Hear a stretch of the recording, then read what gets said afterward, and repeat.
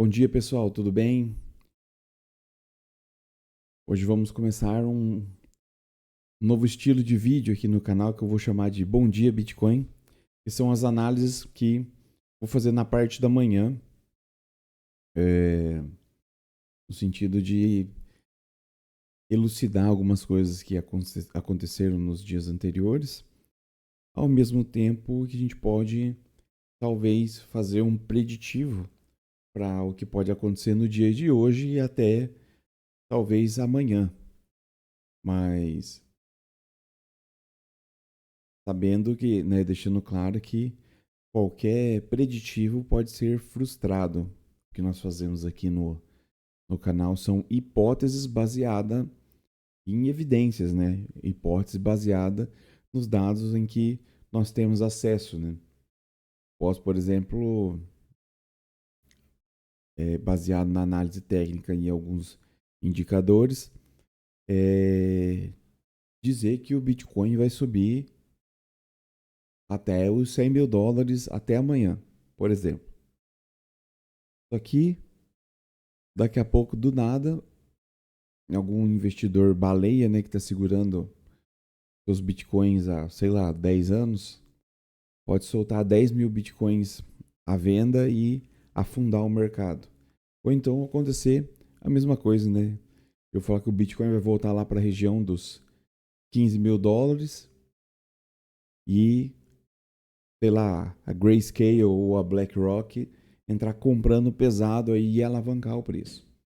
Então, basicamente, o que nós vamos fazer aqui são traçar algumas hipóteses e também, né, fazer algumas explicações de alguns movimentos que aconteceram recentemente, principalmente ontem, né, e no início da manhã de hoje, né, nessa quinta-feira, dia 4 de abril, isso mesmo, dia 4 de abril. Vamos olhar aqui, começando a olhar aqui o Bitcoin. No diário, a gente ainda trabalha com hipótese de correção. Eu tenho reforçado bastante que a gente só começa a conversar sobre bear market real mesmo depois que ele perder esses dois fundos aqui. Que, né, na verdade, assim, sendo totalmente honesto com vocês, se não fosse o evento do halving, e provavelmente, né, acontece talvez no final desse mês de abril, eu já estaria falando em bear market porque nós temos dados anteriores que reforçam essa, essa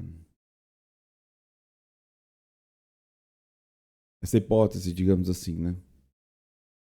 Porque aqui em 2021, que foi a nossa última, nossa penúltima, né? O nosso penúltimo rompimento de máxima histórica, foi o seguinte, né?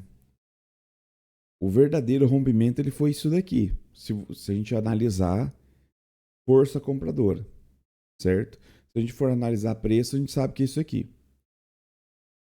Após esse rompimento, ele dá uma corrigida, ou seja, aqui, né, ele já perde um pouco a força, né?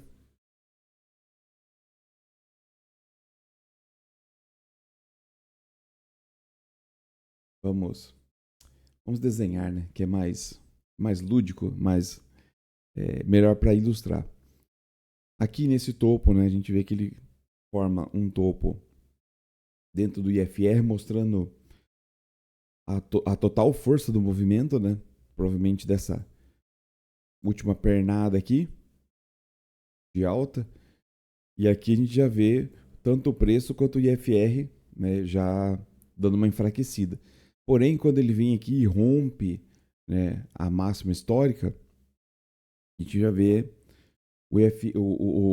a força compradora bem enfraquecida. Por quê? Topo menor, topo mais alto, topo maior de preço, topo de índice de força relativa menor. E aí, a partir disso, o que aconteceu? Todo esse caminho aqui. E esse caminho aqui foi o que nos levou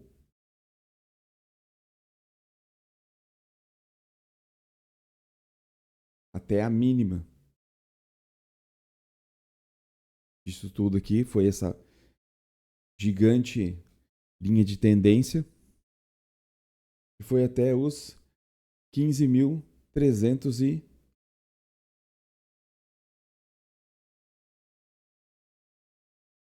15.730 dólares, né?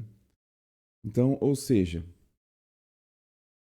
após um rompimento de topo histórico, o pessoal que está segurando o Bitcoin há muito tempo, eles é, e provavelmente segurando muito Bitcoin, eles veem a possibilidade de fazer um lucro, né? De fazer aí uma realização.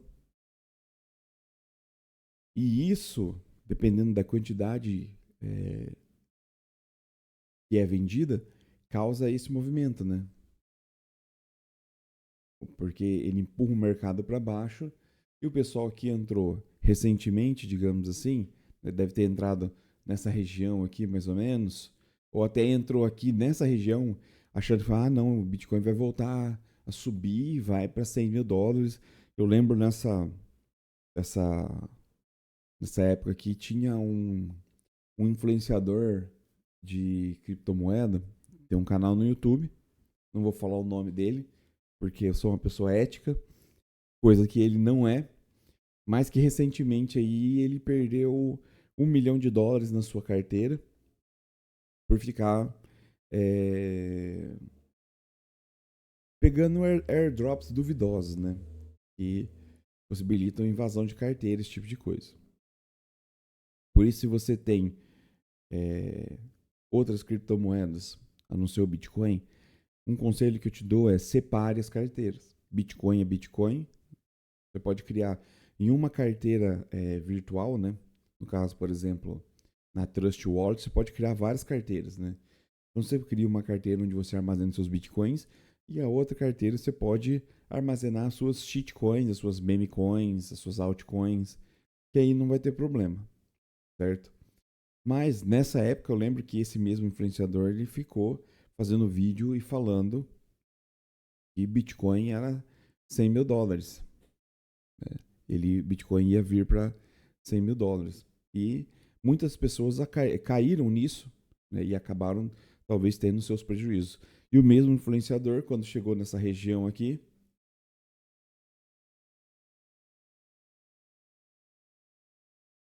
começou a falar que Bitcoin era 12 mil dólares, né?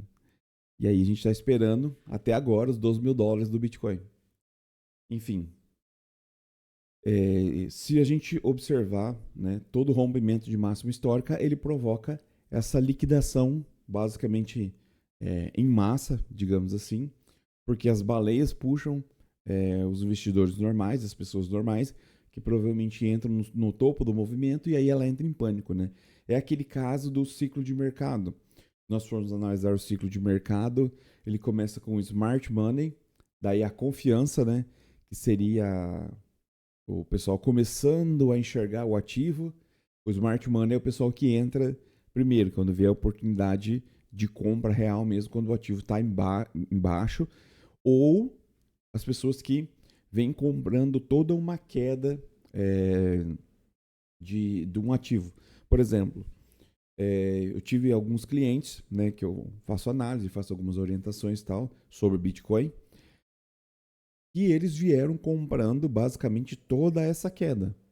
E quando chegou aqui na região, né, dos 16, principalmente na região dos 16 ali, eu falei pro pessoal assim, olha, se quiser encher a mão, pode encher a mão, porque o Bitcoin ele já está bem sobrevendido.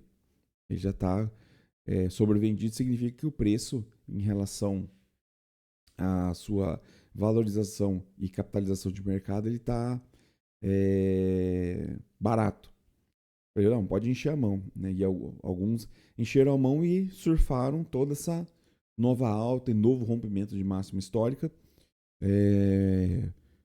praticamente dobrando e alguns até talvez triplicando o capital investido, né, durante esse período. E esse a gente pode definir como o Smart Money. Depois do Smart Money, vem ali, né, um dinheiro, vamos chamar de otimismo, né, que é quando o ativo começa a subir. E aí, principalmente em relação ao Bitcoin, quando ele começa a aparecer em top trends do Twitter, eu já fico esperto, porque daí já é no sentido da euforia de mercado, né? E aí é um dinheiro que empurra um pouco mais. E aí quando ele chega no topo, né, que seria os rompimentos de máxima histórica, tal, e topo de movimento, né?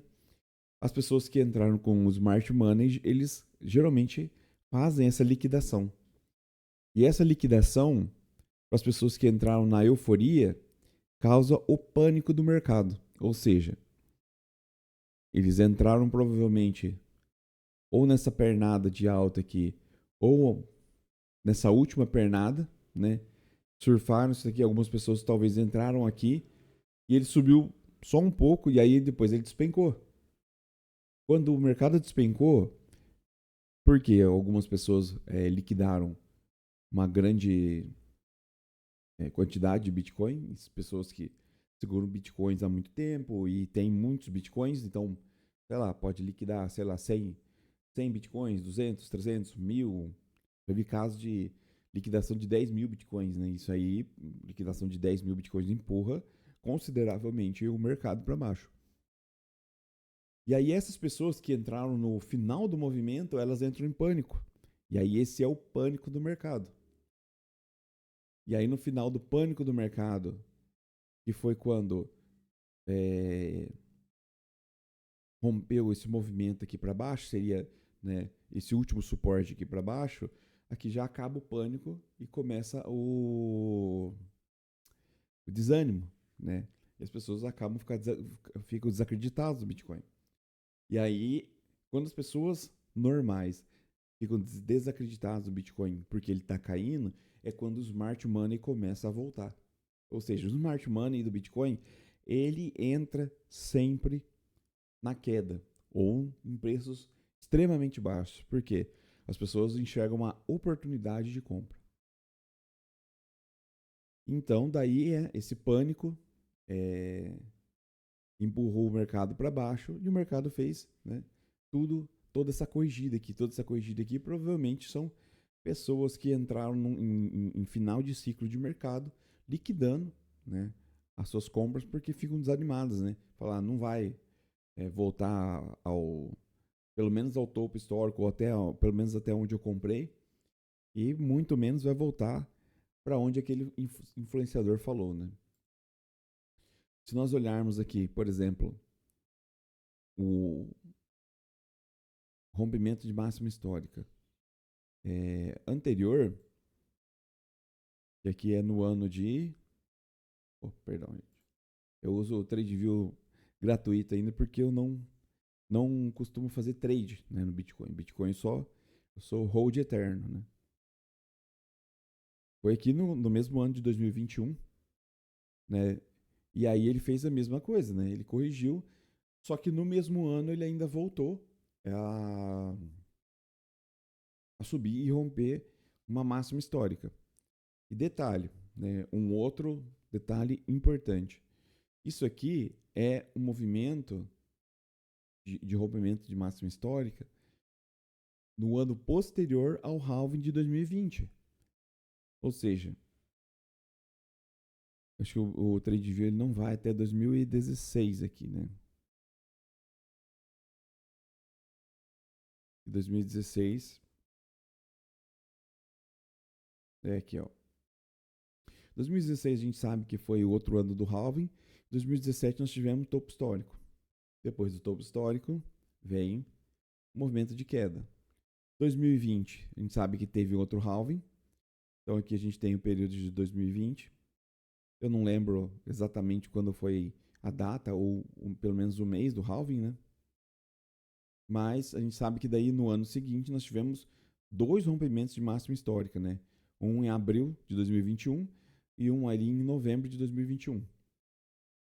E aí vem tudo isso que eu tenho falado para vocês. Só que o interessante é que nesse halving ele parece estar diferente. Por isso que eu não vou falar para vocês, olha, a gente pode entrar em bear market agora, porque vai vir um halving, rompimento de máxima histórica, é, e provavelmente o próximo rompimento de máxima histórica seria no ano que vem. Mas eu não posso falar isso para vocês porque nós estamos particularmente, talvez, em um ano atípico, porque é a primeira vez que se vê um rompimento de máxima histórica no ano do halving, certo? Então, é um pouco incerto para tentar fazer uma predição do que vai acontecer, talvez para o próximo ano, ou até mesmo nesse ano, né? Então, por isso, eu ainda não cravo, né, um bear market de Bitcoin, né? Eu só comentaria com vocês sobre bear market a partir do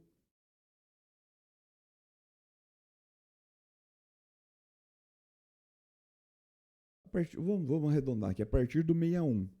Rompeu esses dois fundos aqui, rompeu essa resistência aqui, esse suporte aqui, e aí a gente já fala de bear market. Em relação a os movimentos do intraday.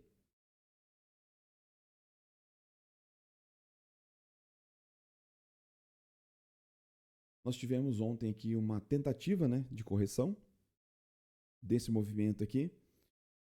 E aí vem um negócio, certo? E aí é o que eu falei aqui da questão do bear market. Nós temos que esperar que o Bitcoin se segure mais ou menos nesse preço. Talvez ele se segure nessa região de preço, ou corrija até aqui, ou talvez corrija até aqui. Eu acho dificilmente talvez ele volte até aqui, certo? Porque isso são os dados que eu estou vendo em relação ao mercado. Porque a gente está vendo muito pouco volume de compra e mais volume de liquidação. E, bem, se isso aqui se confirmasse como uma correção, né? Como talvez um pessoal gosta de chamar de uma bandeira, né? Mastro bandeira. Se for um mastro bandeira, o problema é que ele vai fazer isso daqui. Se ele for um mastro bandeira, ele reproduz no rompimento disso aqui, ele vai reproduzir talvez o tamanho do mastro.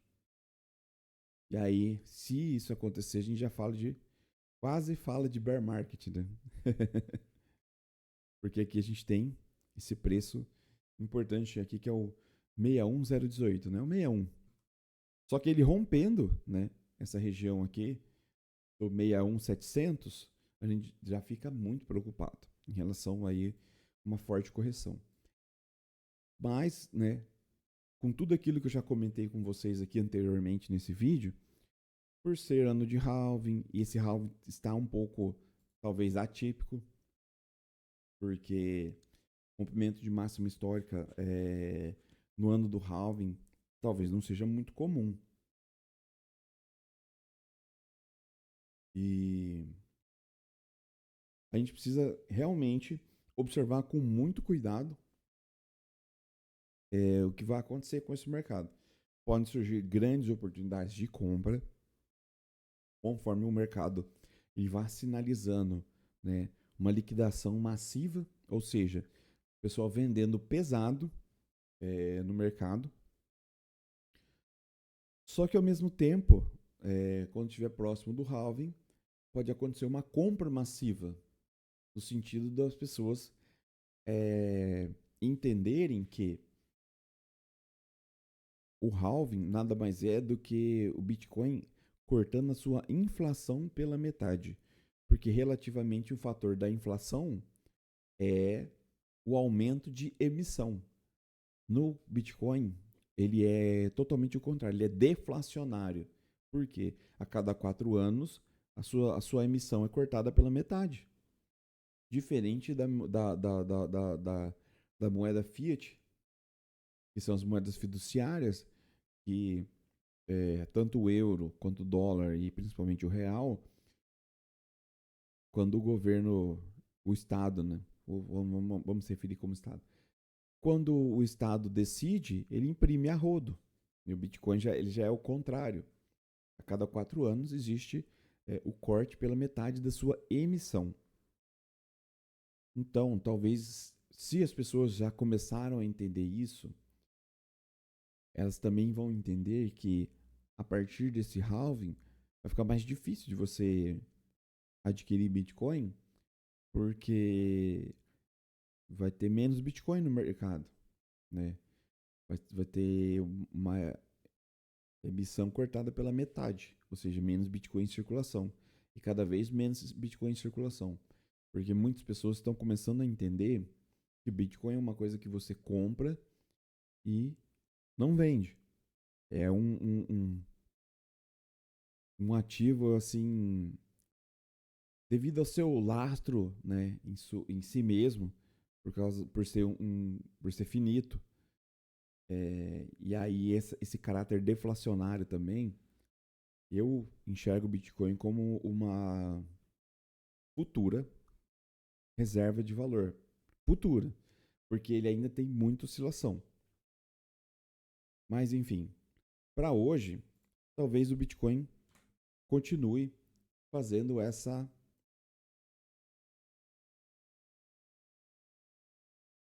briga nessa região aqui, né? A gente pode ver que ele não está conseguindo romper esse topo aqui. Toda vez que ele consegue sair para fora dessa região, ele tem rejeição no preço, ó. Uma rejeição forte. Isso indica que a pressão vendedora tá pesada para empurrar o Bitcoin para baixo. Embora o IFR ele esteja trabalhando de maneira correta, né, sem divergência, ele ainda está, de certa forma, muito baixo. Ou seja, a partir do momento que ele ultrapassar essa linha aqui, indicando uma força em relação à compra, isso também indica, logicamente, um, uma, uma ação de preço para cima. Ou seja, Bitcoin subindo para cima porque a força de compra está realmente forte.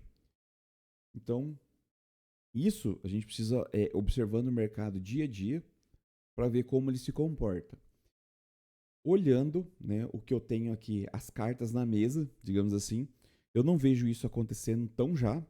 Talvez mais próximo do halving, mas o que eu vejo aqui é o Bitcoin ainda sendo empurrado para baixo. E hoje eu trouxe aqui alguns indicadores on-chain que eu gosto de sempre dar uma observada, né? Trouxe aqui para vocês o MVRV Z-Score. O que ele é? Ele é útil para você prever o preço do Bitcoin em suas condições extremas, né, de mercado. Ele consegue, a gente fala prever, mas dar um norte, né? Pelo menos do que pode estar acontecendo, né? Ele pode dar um norte, assim, pelo preço do Bitcoin, quando ele está muito caro, vamos dizer assim, e quando ele está muito barato. O pessoal costuma utilizar essa métrica aqui do MVRV do seguinte fator. Se o Bitcoin ele está, se esse índice, né, hoje que na verdade ele mostra o de ontem, né? Nós estamos com 2,43 no Z-Score. Se ele tiver acima de 3,7, já é sentido de ficar muito esperto em relação aí a precificação do market cap do Bitcoin tá numa divergência em relação ao seu preço real. Ou seja, é como se o Bitcoin tivesse muito caro. O preço do Bitcoin tivesse muito caro e aquele preço ele seria uma bolha. E aí, então, a tendência dele é cair.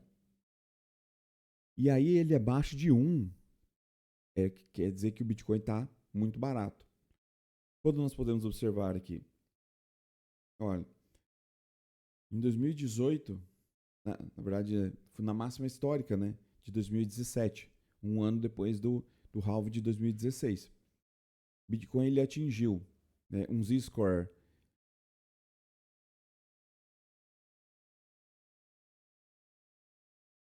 de 10,4, né? Ou seja, estava hiper sobrevendido, sobrecomprado, perdão, estava hiper sobrecomprado.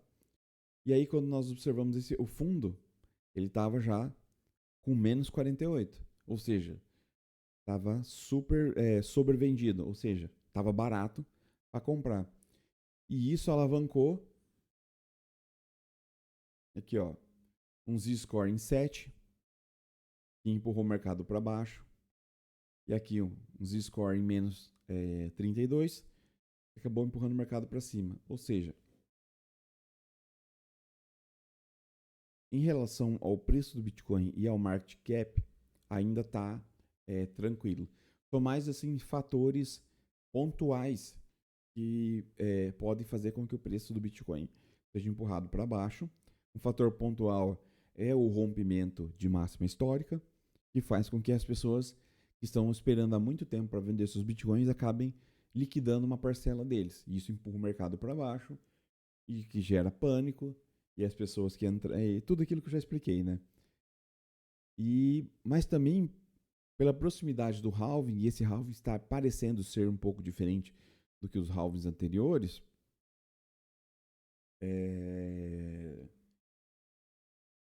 dá para ver assim que o Z-score ele está num ponto tranquilo relativamente, né? Então a gente é mais observação do dia a dia para saber como o Bitcoin ele vai se portar. Aqui eu trouxe uma outra métrica interessante também, que são as pessoas que têm Bitcoin há mais de um ano. E aqui eles consideram um ano como 155 dias. São pessoas que têm Bitcoin há mais de 155 dias. E o que é o interessante? Aqui, ele precifica o topo do preço. Por quê? Seria aqui o máximo do preço e o mínimo de pessoas com Bitcoin há mais de um ano, ou seja, há mais de 155 dias. Em relação, quando ele se aproxima a um topo, esse número de pessoas cai, porque é a liquidação, as pessoas estão esperando para liquidar os seus Bitcoins. Nós temos um outro caso, em 2013, ó, só que aqui ele precificou, né, em US$ 1.135 e em 39%, quase 40% de pessoas com Bitcoin há mais de um ano. E aqui foi realmente o fundo, como nós podemos dizer, de pessoas liquidando, né, seus Bitcoins, que foi 35% em 2014. Aqui nós temos em 2017, né, um ano após o halving de 2016, com o Bitcoin em US$ 19.000 e 43% das pessoas com Bitcoin há mais de um ano. E aqui, esqueci de comentar com vocês que ele também precifica fundo aqui. Ou seja, em relação ao preço do Bitcoin a $3.195, e aqui começa a subir as pessoas que estão guardando Bitcoin, fazendo um acúmulo do Bitcoin. E aqui, vamos dizer assim, é o topo das pessoas que estão acumulando Bitcoin, com 58% de pessoas com Bitcoin há mais de um ano em suas carteiras. Toda vez que ele chega num topo histórico, né, cai a porcentagem de pessoas que estão com Bitcoin há mais de um ano em suas carteiras. Aqui nós estamos começando um declínio. Por isso que eu estou dizendo para você que esse halving ele é diferente, E o comportamento de topo histórico também está sendo diferente, porque aqui, né, nesse topo histórico, nesse último topo histórico que nós tivemos, o declínio de pessoas com Bitcoin há mais de um ano em sua carteira ainda está em 66%, praticamente, 65,99% de pessoas. E por isso, né, não dá para fazer uma predição do que vai acontecer durante esse halving e se o Bitcoin ele vai entrar nesse bear market, porque está muito cedo para dizer isso. E uma outra métrica que eu gostaria de trazer para vocês é a métrica da liquidação, né, dos últimos dias do Bitcoin, principalmente do dia 2, que foi o dia sangrento do Bitcoin. Se a gente for aqui, né, ele mede uma métrica às 9 da manhã, nós podemos ver que o Bitcoin ele teve, em total da liquidação, 29 milhões, 29,42 milhões, e em relação à compra, 24 milhões. Uma divergência aí de quase 5 milhões e meio, talvez, que foi o suficiente para dar aquela pancada para baixo. E aqui, no dia 3, que é quando o Bitcoin já começou a fazer aquela correção, nós tivemos aí uma diferença de pessoal liquidando os Bitcoins num volume de 6,17 milhões, e ao passo que tivemos 14,22 milhões de compra. Ou seja, uma grande sinalização de talvez pessoas aproveitando recompra, fazendo trade curto, talvez alguns contratos futuros, né? Contratos de Bitcoin, pessoal fazendo venda descoberta e comprando embaixo. Tem algumas corretoras que permitem esse tipo de movimento. E aí a gente consegue ver que apenas uma divergência de 5 milhões e meio foi suficiente para 5 milhões e meio de dólares, né? Claro. Foi suficiente para dar uma boa empurrada no Bitcoin para baixo, né? Fazer o bichão dar uma sangrada boa. Pessoal, vamos chegando aqui ao final do nosso Bom Dia Bitcoin. Espero que essas informações tenham sido úteis para vocês. Se essas informações foram úteis, eu peço que você se inscreva no vídeo, se inscreva no canal, caso não seja inscrito ainda. Isso é muito importante para nossas métricas, né? Tem bastante pessoas que têm chegado até o nosso canal, mas que não são inscritas, né? Se inscreve, porque daí você recebe, né, os vídeos novos já com uma notificação informando, né? Se você gosta, né, do trabalho que eu realizo aqui, das análises que eu faço aqui. Curta o vídeo, se essas informações foram úteis, e compartilhe com alguém que também está de olho no Bitcoin aí, e seria interessante saber sobre essas informações, né? Assim, uma análise um pouco completa, não só gráfica, né? Mas também um pouco de macroeconomia envolvendo o Bitcoin e algumas métricas on-chain também, né? Que eu trouxe hoje. E se você estiver disposto aí, tem um QR Code no canto superior esquerdo para nossa carteira, né, na Wallet of Satoshi. Se você estiver disposto aí, doe aí uns 2 satoshis, ou se você estiver com um coração muito bom aí, um Bitcoin inteiro, né? Quem sabe? Então, pessoal, muito obrigado e um bom dia a todos vocês. Até mais. Falou!